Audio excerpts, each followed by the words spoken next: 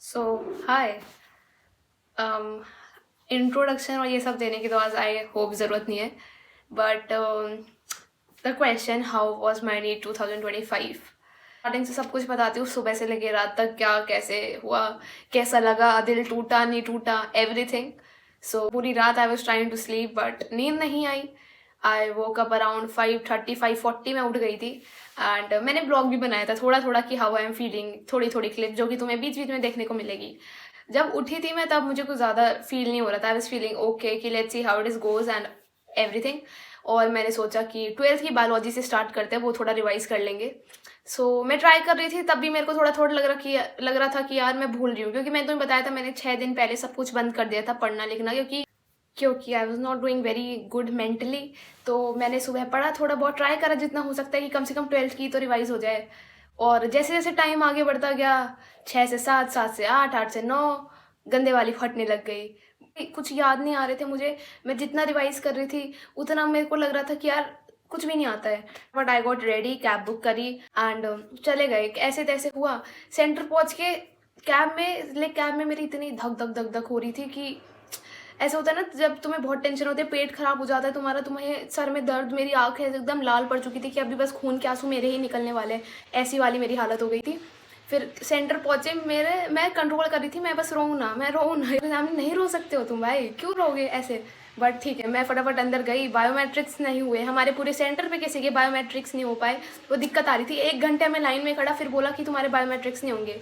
Legit बच्चे मेरे सामने चक्कर खा खा के गिर रहे थे और मेरे को फट रही थी मेरी अंदर ही अंदर की, यार क्या हो रहा है भाई, इतना क्या वो हो रहा है। क्लास में गए, फिर मैंने देखा अगल बगल वालों को, भाई सबके चेहरों के रंग उड़ रखे थे। मतलब OMR और डिटेल्स फिल करने में बच्चे गलती कर रहे थे। लेजिट इतना डर लग रहा था सबको। पेपर मिला, ये रहा पेपर, ये मिला। हमने इसको ऐसे खोला, हमें पता था क्या होगा। खोल के देखा, पहले ही क्वेश्चन ऐसे दिख गए कि मैं क्या बोलूँ। मुझे 45 कोड नंबर मिला था। और ठीक है, देखा पेपर, फिजिक्स नहीं आती, केमिस्ट्री, बायो लेंदी, मुझे बायो बहुत लेंदी लगी। लिटरली करते करते मेरे दम निकल रहे थे कि बायो में इतना टाइम लग जाएगा तो मैं आगे तो मैं क्या करूँगी। बायो के क्वेश्चन मैंने करे, बन रहे थे, मतलब थोड़े थोड़े बन रहे थे, थोड़े ट्विस्टेड भी थे। तो भाई ठीक है, ऐसे तैसे करा करा कि चलो कुछ तो होगा ही। फिर मेरा हो गया, 1 घंटे में मेरे को जितनी बायो हो पाई मैंने उतनी करी। अब मैंने कहा फिजिक्स केमिस्ट्री तो आती नहीं है, तो अब क्या करें। तो मैंने कुछ नहीं करा भाई, मैंने सोचा कि ना मैं अटेम्प्ट ही नहीं करूँगी। बट पता नहीं मुझे क्या हुआ, आधे घंटे बाद मैंने क्या सोचा क्या नहीं, मेरे को लगा इन्विजिलेटर ये ना सोचे कि इसने तो भाई बायो अटेम्प्ट करी है। अब भाई ये तो तुम्हें पता ही है कि बायो करके तो सिर्फ मेरे होने वाला है नहीं, तो रिस्क ले लेते हैं और चलो फिजिक्स केमिस्ट्री भी अटेम्प्ट कर लेते हैं। और फिर मैंने भाई अपने तुक्के मारने शुरू करे कि मुझे लगता है ये ठीक होगा, ये ठीक होगा, ये ठीक होगा, ये ठीक होगा। और जो क्वेश्चन मैंने बायोलॉजी में भी छोड़े थे फिर मैंने वो भी अटेम्प्ट कर दिए। तो ऐसे मैंने बहुत सारे तुक्के मार के क्वेश्चन अटेम्प्ट करे। अब जैसे तैसे पेपर करा भाई। वो 3 घंटे निकालने मेरे को बहुत भारी हो चुके थे, क्योंकि एक तो मुझे बहुत लेजिट भूख लग रही थी, मैंने कुछ नहीं खाया था सुबह, बस मैं बनाना शेक पी के गई थी मैं। उसके बाद टेंशन का माहौल वैसे ही था और मेरे सर में इतना दर्द था कि मैं बता नहीं सकती। मेरे को कुछ पता ही नहीं कि मेरे आसपास क्या, मैंने वो जिंदा मरा कोई फीलिंग नहीं आ रही थी, एकदम ये ऐसे पूरी ब्लैंक फीलिंग आ रही थी। और पेपर ख़त्म हुआ, 5 बजे की जगह में 5:30 बजे तक बिठा के रखा, क्योंकि हमारे वो क्या बोलते हैं, ये बायोमेट्रिक्स नहीं हुआ, ये नहीं हुआ, वो नहीं हुआ। तो हम बैठे रहे और मुझे लग रहा था कब भेजोगे, मैं बस बेहोश हो जाती हूँ लेजिट वाली। पर मैंने खींच दिया था। सो अब बात करते हैं कि how much I am expecting. तो यार जितने मैंने सही नहीं करे उससे ज़्यादा मैं नेगेटिव करके आई हूँ। मुझे इस बात का ज़्यादा दुख है कि यार मैंने क्यों इस फोमो में कर लिया कि टीचर क्या सोचेगा मेरे बारे में कि मैंने बायोलॉजी अटेम्प्ट करी है। मैंने अपने सारे मार्क्स गवा दिए एंड अभी मुझे नहीं पता। मैंने आंसर की थोड़ी सी मैच करने का ट्राई करा और उसमें मेरे सारे ही गलत गलत गलत आ रहे थे, तो मेरा मोटिवेशन ज़मीन के अंदर जा चुका है। अब बहुत सारे लोग होंगे जिनको यार लग रहा होगा कि अब नेक्स्ट क्या करना है और तुम लोग सोच रहे होगे कि तुम्हें ड्रॉप लेना है। सो motion is perfect for your droppers journey. मतलब तुम्हें ड्रॉपर होके भी ऐसा नहीं लगेगा कि तुम कुछ गलत कर रहे हो, क्योंकि तुम्हें ऑल ओवर इंडिया से प्रॉपर टॉप टीचर्स मिलेंगे जो कि अब मोशन में पढ़ा रहे हैं। टॉप फैकल्टी अब मोशन में है, तो तुम्हें ऐसा नहीं लगेगा 1% के लिए भी कि शायद तुम गलत जा रहे हो, तुम्हें नहीं पता कैसे पढ़ना है और कैसे, क्योंकि टॉप फैकल्टी तुम्हें प्रॉपर गाइड करेंगे। और यहाँ पे तुम्हें मेंटल वेलनेस और स्टूडेंट का प्रॉपर ध्यान रखा जाता है।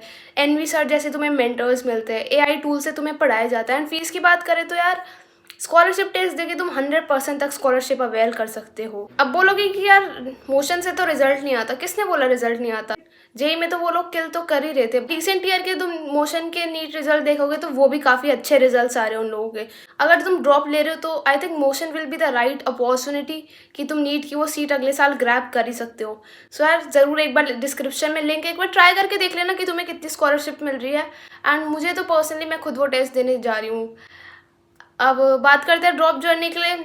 आई might take a drop, I might not take a drop. अब बोलोगे ड्रॉप नहीं लूँगी तो क्या करूँगी?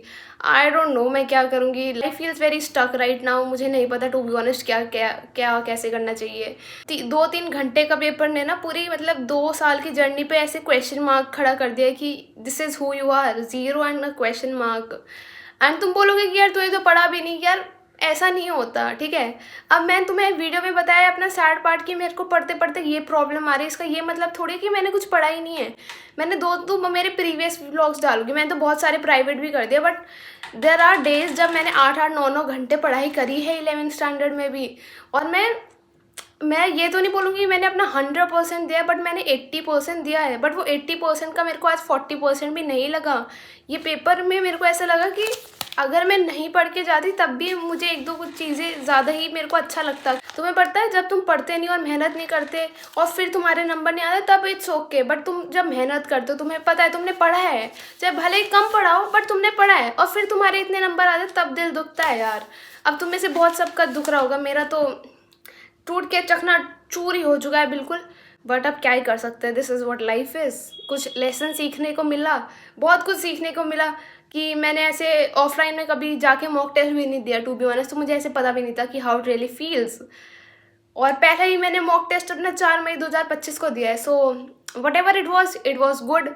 लाइफ ओवर नहीं हुई है, सब कुछ बचा है। और किसी बहुत सारे लोगों का यार किसी का भी फर्स्ट अटेम्प्ट में तो नहीं होता, मतलब जो कुछ ज़्यादा ही यहाँ से इंटेलिजेंट होते हैं उनका होता होगा, बट हमारा नहीं हुआ। नेक्स्ट ईयर हम बढ़िया से ट्राई करेंगे, अपना 100% देंगे। तुम लोग साथ रहना, बाकी तो मिल के निकाल ही लेंगे यार, क्या टेंशन है। So this was what my journey was and या ठीक है यार, ओके बाय।